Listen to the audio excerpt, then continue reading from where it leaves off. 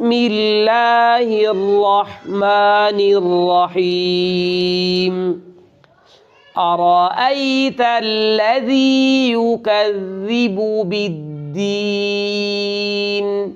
ارأیت الذی یکذب بالدین. یکذب ذال کو نرمی سے ادا کرنا ہے اور حرف تبدیل کرنے سے بچنا ہے، ایسا نہ ہو کہ ذال کی جگہ زا پڑھ دیں. یکذب بالدین فذلک الذی یدع الیتیم. کچھ لوگ یہاں بہت بڑی غلطی کرتے ہیں. وہ غلطی یہ ہے کہ وہ عین کو مشدد نہیں پڑھتے اور دال کو ساکن کر دیتے ہیں اور یوں پڑھتے ہیں یدع الیتیم. اس سے معنی بالکل بدل جاتا ہے. یدع الیتیم کا معنی یتیم کو دھکا دینا. کافروں کے صفت اللہ نے یہ بیان فرمائی، ان کی ایک نشانی بتائی ہے کہ کافر لوگ یتیم کو دھکے دے دیتے ہیں، اپنے سے دور کر دیتے ہیں. اگر ہم نے یہاں یدع الیتیم پڑھا، عین کو مشدد نہ پڑھا اور دال کو متحرک نہ پڑھا، پیش ادا نہ کی، تو اس کا معنی پھر ہوگا کہ وہ یتیم کو بلاتے ہیں. جبکہ آیت کا مفہوم اور مطلب یہ ہے کہ یتیم کو دھکا مار دیتے ہیں، اپنے سے دور بھگا دیتے ہیں. دوسری صورت میں معنی ہوگا کہ یتیم کو بلاتے ہیں اور نواز دیتے ہیں. معنی بالکل الٹ ہو گیا. اس لیے اس کی مشق کرنے کی ضرورت ہے، اس کی خوب مشق کریں. یدع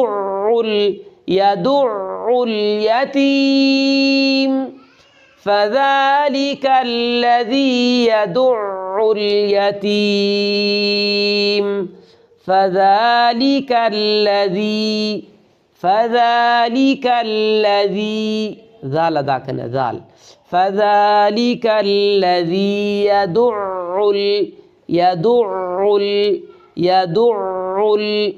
عین کی آواز چلتی رہے، عین کی آواز جاری رہے. یدع الیتیم.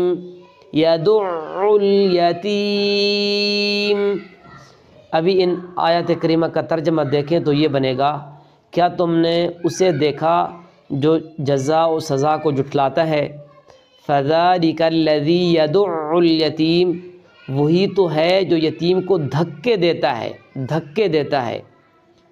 اس لیے معنی تبدیل کرنے سے بچانے کے لیے اور حرف کو درست ادا کرنے کے لیے ضروری ہے کہ ہم مشق کریں. فذلک الذی یدع الیتیم ولا یحض علی طعام المسکین. اس مقام پر کچھ لوگ ضاد کو زا پڑھتے ہیں، ولا یحض. یہ زا نہیں ہے، یہ ضاد ہے. ولا یحض.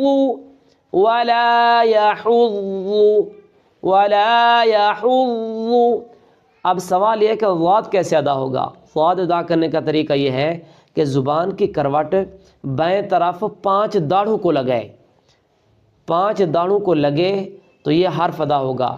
ولا یحض علی طعام المسکین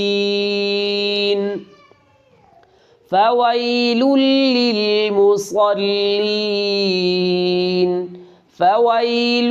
للمصلین الذین هم عن صلاتهم ساہون.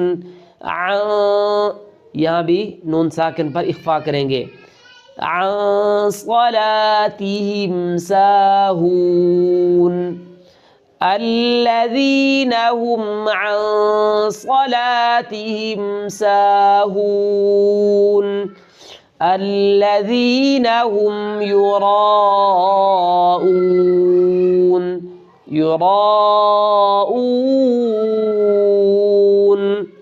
وَيَمْنَعُونَ